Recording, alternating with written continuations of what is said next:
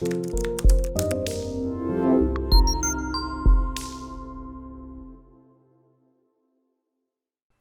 right, so let me see. I'm going to switch gears here, and there's some people been watching me. Thanks, guys, for watching. Appreciate you guys. I got Spades93 says, how can one established a bit with 2 to 3 years in administrative support get transition into cybersecurity position? I'll be taking my Security Plus exam in 2 weeks. Okay, this is right up what we're talking about. This is great.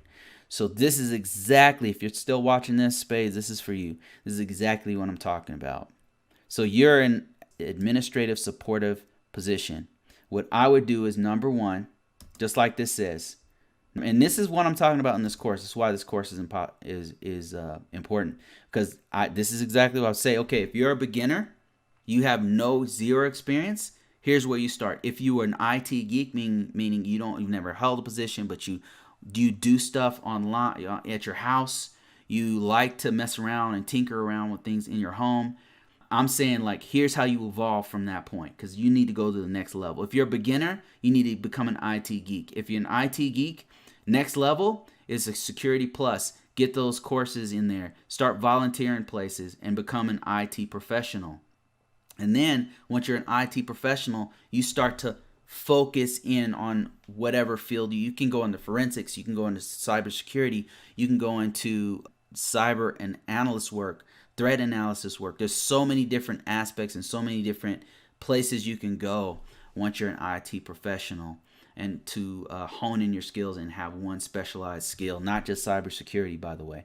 Yeah, so exactly what I'm talking about is for you. If you're an administrative support person, this is what I'm talking about. You already have soft skills that you can apply to your current resume. You probably, even as an administrative person, you may even have technical skills. See, the thing is, as you dive into Security Plus, as you get into the A Plus certification or whatever certification, as you start cracking those books and start looking at the common body of knowledge that goes in IT, you'll start to realize, man, I've done that before. You want to put that on your resume. Like, I'm trying to think of an administrative support person, like the kind of things that they might do is like personnel security.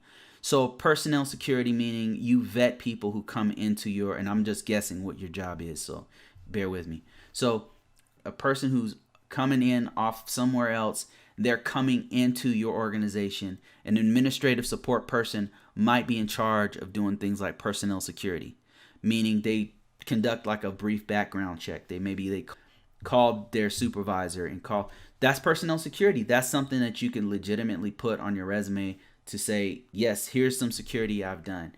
What other kinds of administrative support stuff that I could point to would be kind of like security awareness training. Everybody has to have that. I'm sure you've had some kind of cybersecurity awareness training.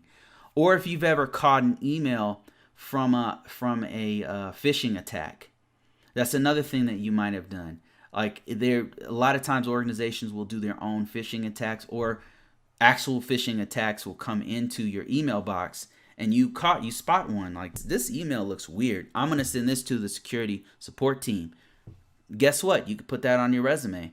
That's one thing. It's a small thing, but the thing is, you put enough of those small things that you've done on your resume, and it looks like, not that you're painting some fake picture, but you're saying, here's the actual exposure that I've had in IT. Another thing that you may have helped out is, like, if you had to stay a while with the IT department to help them to load patches or something. Maybe they want you to stick around, reboot your system, so you're actually coordinating and assisting them to put patches on a system. Another thing like that this article actually mentions, and is also in my course, my free course, is that getting the certifications does help. I do agree with that. It does help. It's not the end all be all. You definitely don't want to start there. You don't want to stop there.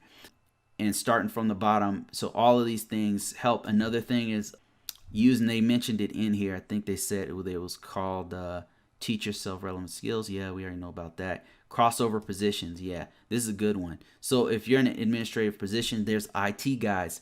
You might want to try to get in there. Like, even volunteer a couple hours for free. Like, I'm off right now, but I want to learn this so bad, that you go in there, coordinate a time.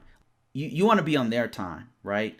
So if there's like a swing shift and the IT guys are there, get permission to legitimately go in there and learn from them, or even do work with them. That is even better because you can put that on your resume. And all experience equals money in IT.